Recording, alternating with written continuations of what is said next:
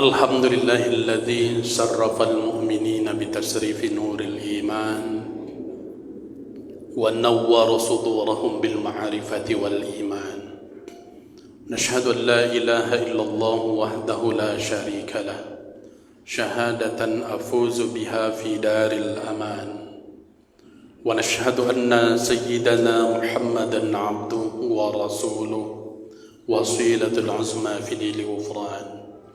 اللهم صل وسلم وبارك على سيدنا محمد وعلى آله وصحبه أجمعين. أما بعد. Setinggi puji dan sedalam syukur hanya kepada Allah yang pantas kita ucapkan. Tiada hingga dan tiada tara nikmat dianugerahkan kepada kita bersama. Dengan nikmat tersebut alhamdulillah mengantarkan kita hadir dalam majlis zuhur ini. Salawat dan salam kita sampaikan kepada junjungan alam Nabi besar Muhammad sallallahu alaihi wasallam. Semoga kita mendapatkan syafaat dari beliau di hari akhir nanti. Amin ya rabbal alamin. Para ulama, para ustadz, para buya, bapak imam dan pengurus masjid yang sama-sama kita muliakan, para zuama, tokoh masyarakat yang hadir saat ini yang sama-sama kita muliakan, para orang tua kami dan yang dituakan dalam majelis ini yang sama-sama kita muliakan, bapak ibu kaum muslimin dan muslimat yang dirahmati Allah Subhanahu wa taala. Pada kesempatan ini insyaallah sedikit kita akan membicarakan tentang hal-hal yang menghilangkan berkah dari rumah kita. Saudaraku dirahmati Allah, kata berkah itu tidak asing bagi kita. Dalam istilah Arab adalah barokatun, barokah. Dalam dialek kita selalu disebut berkah. Imam Ghazali mengatakan barokah itu adalah ziyadul khair, bertambahnya kebaikan, bertambahnya nikmat, bertambahnya rahmat dari Allah Subhanahu wa taala. Ulama yang lain mengatakan barokah itu bisa saja tidak hanya sebatas bertambahnya kebaikan Allah, tetapi bahkan melimpahnya kebaikan dari Allah, melimpahnya nikmat dan rahmat yang diberikan oleh Allah. Ibarat air yang sudah disediakan gelasnya, air yang dimasukkan ke dalam gelas itu tidak hanya sebatas penuh, tetap dia mengalir sampai dia melimpah keluar. Begitu banyaknya kebaikan-kebaikan Allah. Itu yang namanya berkah. Lantas dalam rumah tangga, keberkahan rumah tangga itu diantaranya ditandai dengan kenyamanannya orang dalam rumahnya, ketenangan dan kepuasan dia ketika berada dan hadir dalam rumahnya. Hal itu barangkali dirasakan ada harmonisasi dalam rumah tangga. Kehadiran suami di tengah keluarganya memberikan kesejukan. Kehadiran dan keberadaan istri juga memberikan kenyamanan tertentu dalam rumah tangga. Keberadaan anak-anaknya pun justru menyempurnakan kebahagiaan dan kenyamanan itu. Itulah barokah dalam rumah. Rumah yang tidak berkah sebaliknya, banyak saja persoalan-persoalan muncul yang menghilangkan kenyamanan kita dalam rumah. Mulai dari kadang perangai istri yang tidak memberikan kenyamanan hati kita, sikap dan ucap istri yang itu memberikan sesuatu yang hilangnya rasa ketentraman di dalam rumah tangga kita, ataupun hadirnya anak-anak yang di luar ekspektasi kita. Kita harapkan yang hadir adalah anak-anak yang saleh, yang bisa menjadi qurrata ayun, penyejuk mata dan hati kita. Malah kadang yang ada adalah anak-anak yang justru banyak memberikan beban perasaan dan pikiran bagi kita. Inilah hilangnya berkah. Saudaraku dirahmati Allah Subhanahu wa taala. Lantas, apa yang menyebabkan hilang berkah dalam rumah tangga itu? Yang pertama di antaranya karena penghuni rumah tersebut sudah meninggalkan membaca Al-Quran. Wala taj'alu buyutakum maqabir. Diingatkan bahwasanya apa? Jangan kalian jadikan rumah tangga kalian itu seperti kuburan. Seram. Nggak ada nyamannya. Auranya itu negatif. Sehingga kita berada dalamnya itu justru tidak merasakan kenyamanan dan ketenangan. Seperti halnya kuburan, gak ada indahnya. Maka agar rumah kita tidak seperti kuburan, agar auranya positif, kenyamanan, ketenangan hadir di situ, maka diantaranya perbanyak membaca Al-Quranul Karim.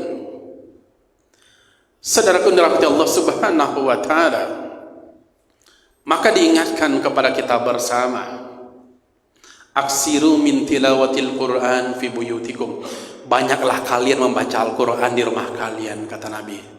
Innal baita alladzi la yuqra'u fihi al-Quran yukillu khaira. Karena memang rumah yang penduduk, yang orang penghuni tinggal di dalamnya itu ketika tidak membaca Al-Quran ataupun jarang membaca Al-Quran, yukillu khaira, Allah akan sedikitkan kebaikan-kebaikan dalam rumah tangga itu. Wa yuksaru sarrah, Allah akan perbanyak keburukan-keburukan dalam rumah tangga itu. Silih berganti masalah akan hadir dalam rumah itu, seolah rumah tangganya sebagai sentra musibah. Sebenarnya apa? Barokah dicabut oleh Allah Subhanahu wa Ta'ala karena memang penghuninya itu jarang membaca Al-Quranul Karim. Saudaraku dirahmati Allah Subhanahu wa Ta'ala, hadza kitab anzalnahu mubarakun musaddiqun lima baina yadayhi. Allah katakan diturunkannya Al-Quran itu diantaranya mubarak, sebagai pemberi berkah. Ketika itu dibaca dalam rumah kita, insya Allah itulah yang menjadikan rumah tangga kita menjadi berkah, rumah kita berkah, sehingga kenyamanan, ketenangan, kepuasan batin pun akan kita rasakan ketika kita berada dalam rumah kita. Saudaraku dirahmati Allah Subhanahu wa Ta'ala, maka yang pertama, penting kita membaca Al-Quran agar berkah itu hadir dalam rumah kita. Kemudian yang kedua, tanamkan nilai-nilai iman dan takwa dalam rumah tangga kita. Lau anna ahlal qura amanu wattaqau lafatahna alaihim barakat minas samai wal ard walakin kadzabu fa akhadnahum bima kanu yakdzibun. Kalaulah penduduk suatu kampung, termasuk dalam suatu rumah, mereka beriman dan bertakwa, serius beragamanya, serius dan taat dalam menjalankan agama, rumahnya dijadikan bagian dari aktivitas untuk kebaikan. La fatahna alaihim barakat. Allah berjanji, Allah bukakan pintu-pintu rahmat Allah, Allah bukakan pintu-pintu keberkahan. Walakin kazzabu, akan tetapi banyak yang mengingkari agama. Agama dikangkanginya, agama ditinggalkannya. Bahkan mereka bisa dalam satu rumah itu jauh dari agama, seolah-olah mereka satu keluarga tidak mengerti dengan agama. Fa akhaznahum bima kanu yakdzibun.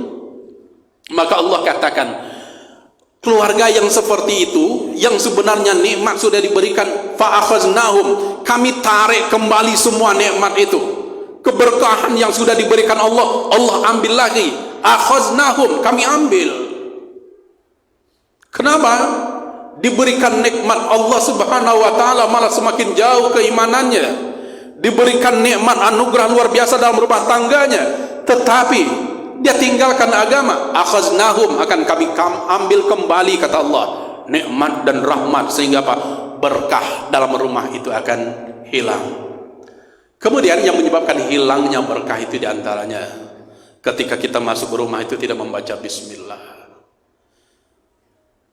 Dikatakan iza dakhala ar-rajulu baitah fa zakara ismallahu ta'ala faqala asy-syaitan la mabita lakum wala athar. Kalau orang itu, kata Nabi, masuk ke rumahnya itu membacakan bismillah, zakara ismallah hina yadkhul wa yut'im, ketika dia mau masuk ke rumah dan juga ketika mau makan dia juga baca bismillah. Maka saat itu faqala syaitan, setan itu dia akan mengatakan kepada kawan-kawannya, la mabita lakum wala asar, tidak ada tempat kita di rumah orang ini, dan tidak ada tempat dan juga tidak ada makanan untuk kita. Itu kata setan itu menyampaikan kepada kawan-kawannya. Kapan setan itu mengatakan bahwasanya tidak ada tempat di rumah ini, tidak ada makanan untuk kita di tempat ini? Kalaulah kita masuk ke dalam rumah itu dengan selalu membiasakan membaca bismillah.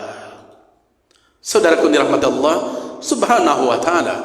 Bahkan Nabi itu mengajarkan, kalau kita masuk ke ruang rumah kita walaupun kosong, ucapkan salam di situ, assalamualaikum. Masuk ruang kita, rumah kita, termasuk ketika mungkin kita pulang dari kerja, rumah kosong, tetap ucapkan assalamualaikum. Dan setan pun akan mengatakan bahwasanya lama bitalakum, di tempat ini tidak ada tempat kalian wahai kawanku. Tempat ini tidak bisa kita tempati. Kenapa? Bismillah itulah yang mendatangkan berkah dan mengusir keburukan termasuk setan.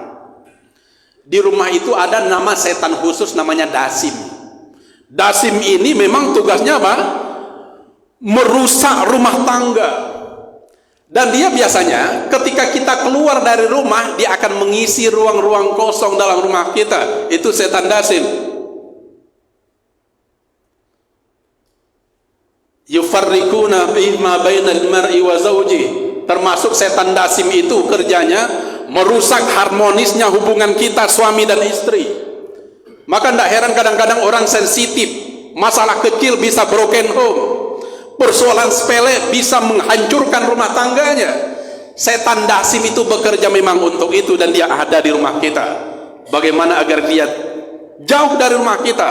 Di antaranya membaca Al-Quran. Inna syaitan yafirru minal baiti alladhi yuqra'u fihi suratul Baqarah. Setan, termasuk setan Dasim tadi, dia akan lari dari rumah kita kalau dibacakan surat Al-Baqarah. Tidak hanya khusus Al-Baqarah, termasuk ayat-ayat yang lain. Saudaraku dalam hati Allah Subhanahu wa ta'ala, maka dengan mengucapkan salam masuk ke ruang-ruang kita yang kosong, insya Allah juga menyebabkan setan itu akan lari dari rumah kita, sehingga itu memberikan kenyamanan, kesejukan, dan barokah Allah itu akan turun. Saudaraku dirahmati Allah Subhanahu wa ta'ala, terkadang dalam rumah kita, kalau siang hari kita ke ruang makan itu biasa saja, nggak ada aura-aura aneh. Pergi kita ke ruang tamu siang hari biasa saja. Pergi kita ke dapur ya biasa saja keadaannya. Tapi ada kalanya kadang ketika kita bangun malam, pergi kita ke dapur, ada aura-aura yang itu mengganggu kenyamanan kita. Padahal rumah tertutup, AC mati, kemudian kipas angin nggak ada, tahu-tahu seolah-olah ada angin. Kadang-kadang ada terasa hangat di pundak lewat angin. Setan Dasim itu biasanya bekerja, dan dia itu ada.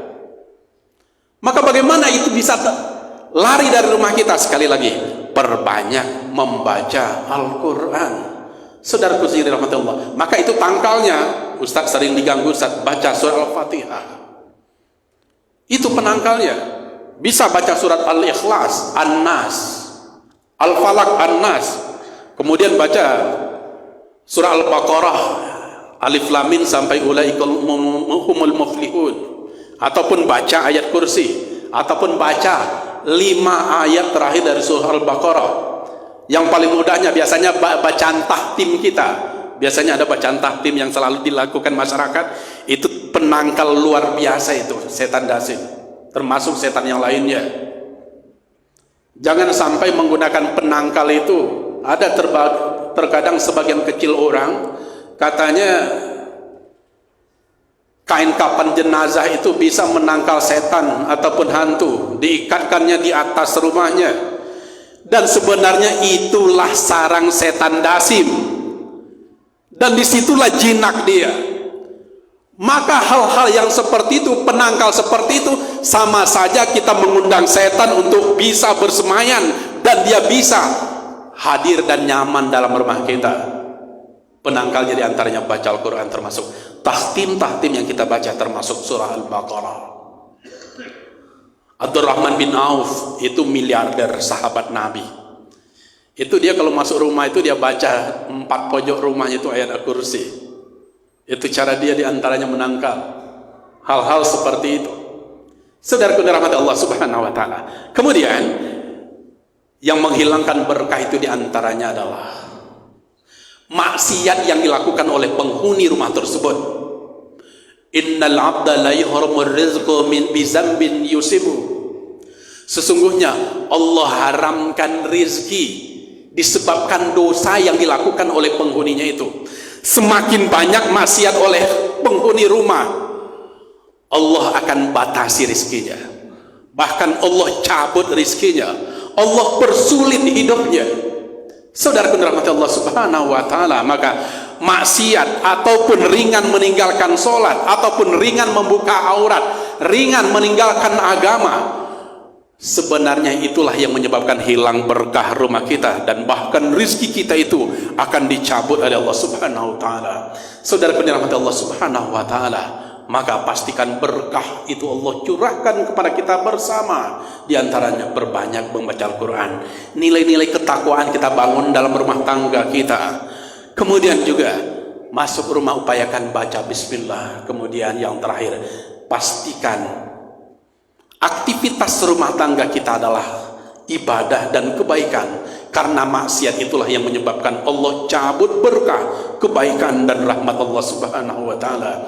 Dan saya sangat meyakini insyaallah rumah-rumah yang diberkahi itu adalah rumah Bapak Ibu dan kita semua yang hadir dalam majelis ini. Amin ya rabbal alamin. Terima kasih atas perhatian dan kehadiran. Teramat banyak salah dan silap saya mohon dimaafkan. Assalamualaikum warahmatullahi wabarakatuh.